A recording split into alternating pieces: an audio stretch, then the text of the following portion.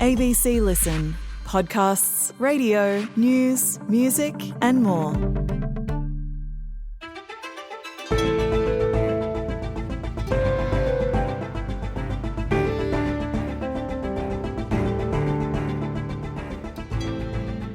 Remember when we were being told to expect a rate cut, or maybe even 3, this year? Well, forget it.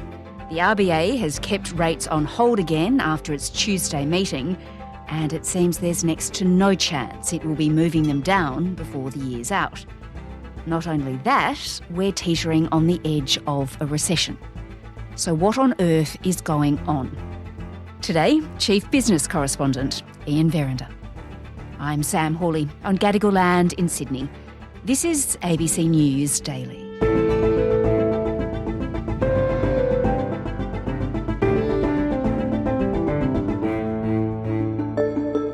Interest rates holding at a 12-year high of 4.35%, where they've been since November last year, and certainly no reprieve for home borrowers. We're not ruling anything in or anything out at the moment.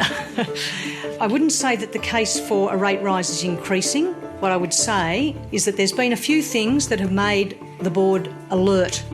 We need a lot to go our way if we're going to bring inflation back down to the 2% target range.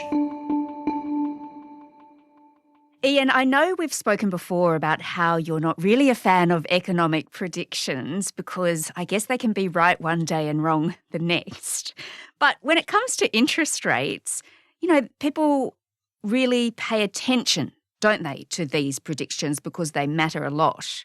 Oh, they matter an enormous amount, really. I mean, there's a lot of people out there doing it really tough at the moment, and any hope, I guess, that there's going to be some kind of relief when it comes to interest rates is, gratefully accepted.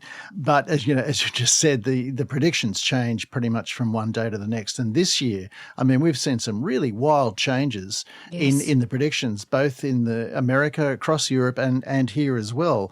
So, we did have predictions for rate cuts, really, I think, round about May. They've been delayed till September and then November and December. But look, it's quite possible that we're not going to see any change in interest rates at all this year. Yes. And the latest predictions from a lot of people are that we might not see any change at all until, sometime in the middle of next year. Oh my gosh. And there are some economists, including Judo Bank Chief Economic Advisor Warren Hogan, who's actually saying he thinks the RBA will actually lift rates this year. Yeah, he's been very consistent in that call. Look, I disagree. He puts forth some reasonable arguments as to why that should be the case, why they should raise interest rates, because he argues that we really need to kill off the inflation problem that we've got. Yeah. I'm not sure that raising rates any further would do that. And I mean, you've got a Reserve Bank sitting there at the moment thinking, well, the economy is barely managing to keep its head above water. Do you really want to tip it into recession? I don't think they do. We do get a bit worried about Warren Hogan, though, don't we? Because he's been right before. Well, he has been right before, and he was labelled last year as the most consistently correct economist when it comes to predictions. And as I said, look, he puts forth some legitimate arguments as to why he thinks rates should be raised. I don't agree with it, and I don't think the Reserve Bank would agree with it either. Of course, rates have stayed on hold this time. But given that pain, Ian, that people are feeling, and a lot of people and businesses, why are they on hold? Why can't they just drop them a bit? Well, I guess they can't drop them for a number of reasons. And the primary one would be it's just the optics of it, right? If you drop them right now, when we have inflation looking like it is still a problem, that sends a message around the world that we're not serious about our inflation problem. Right. And that would result in market shifts and money leaving Australia, which would then create a bigger problem. So there's a reputational problem that's attached to any decision that central banks, and that includes the Reserve Bank of Australia, any decision they make reverberates around the world.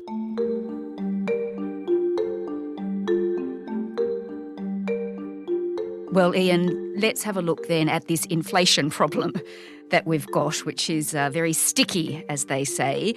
So if you read the headlines, we are apparently on the brink of a recession. But what does that actually mean? Because it does sound rather scary.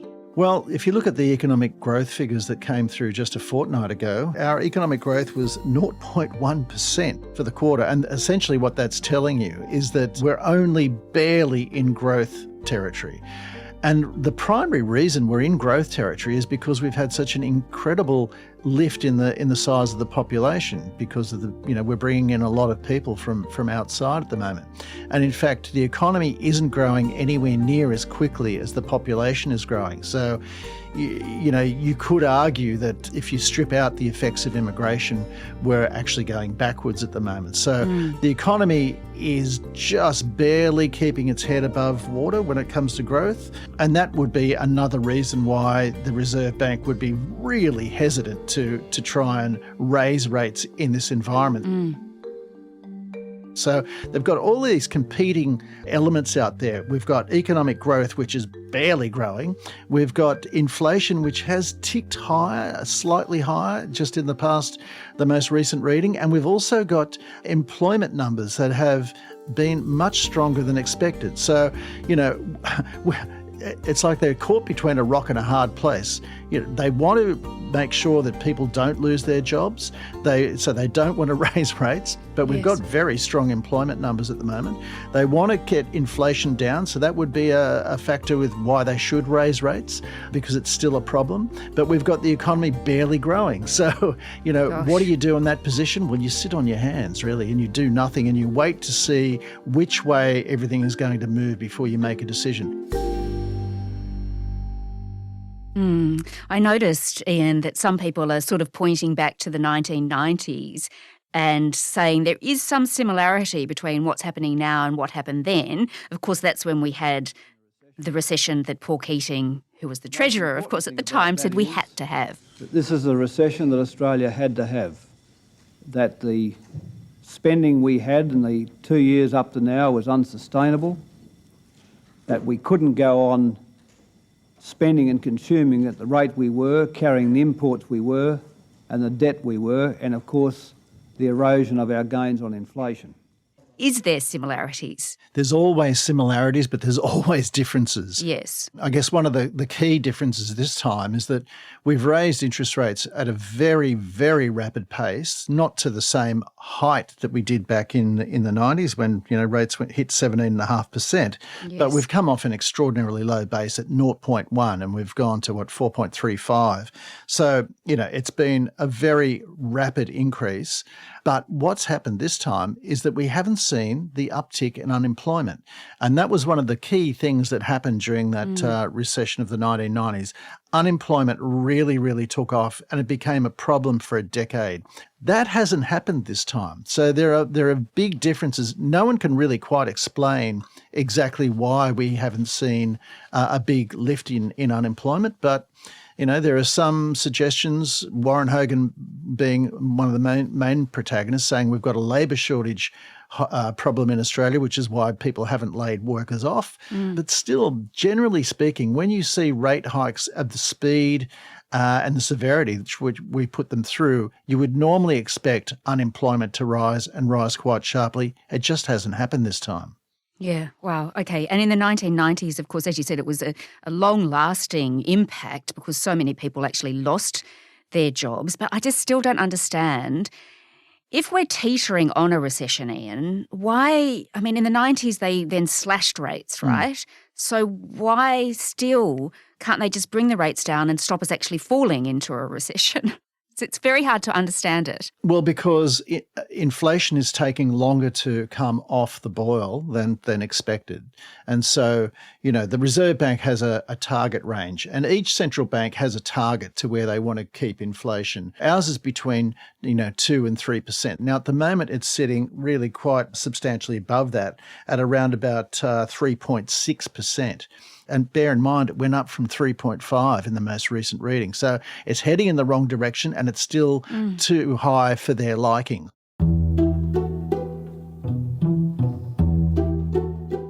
So in the end, is it that there are too many people still in Australia and businesses that are doing really quite well at the moment, while there's another group that's really struggling to get by. It's that contradiction, isn't it, that's going on? Is that the main problem? Well, that's the problem with just using interest rates as the only tool to contain inflation.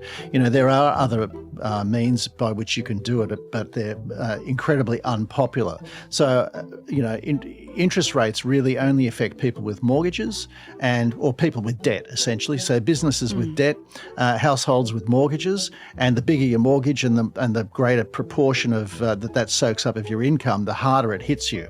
But so if you don't have a mortgage, you own your own house and you're doing right well, you're doing very well at the moment. Yeah. And if you've got a job and you've got a good income, it's not affecting you at all. So what are the other things that you could possibly do? If you were the government, you could impose perhaps some kind of tax or levy on people who are in that happy situation so that everybody contributes to the inflation fighting fund, as it were.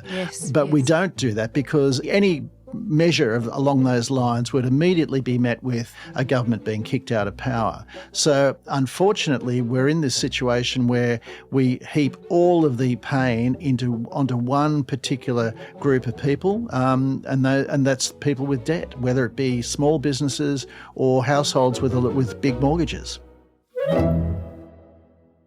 I guess, Ian, as a nation, we do put a lot of trust in the RBA to get these decisions on interest rates right, don't we? I know they seem to be between a rock and a hard place right now, but we really trust that this board is going to make the right decisions. Yeah, that's correct, absolutely correct. And, the Reserve Bank has gone through a difficult time in the past couple of years. We've seen an overhaul of the bank's processes and the way it makes decisions. We've seen a change in the leadership of the bank, and primarily because it was deemed that they made the wrong calls, that essentially they predicted that interest rates wouldn't be rising for several years, and the pressure became so great to do so that it was a very embarrassing situation where they had to raise interest rates.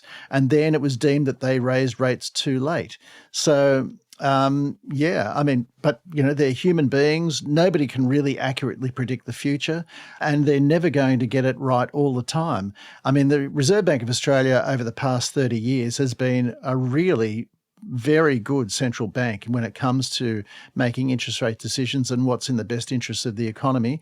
Were they negligent in getting it wrong the last time? Probably tried a little too hard to pull the economy out of that COVID-led, well, it wasn't just a recession, was it? It was more like a depression. They made a wrong call and they've paid the price for that. But yeah, you're absolutely right. We do rely on them, and rely on them probably a little too heavily. I do think that there's a case for government intervention to try and help the central bank to work in unison, more in unison with the central bank than simply leaving it pretty much in the, up to interest rates alone. All right. Well, the RBA board will meet again in 2 months' time.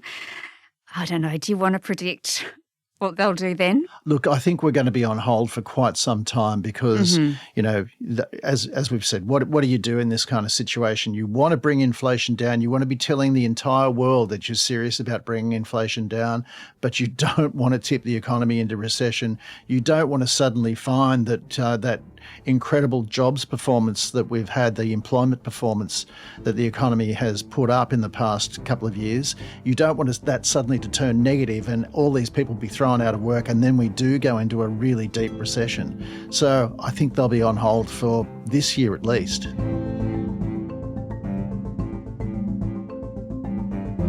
Ian Verrender is the ABC's Chief Business Correspondent.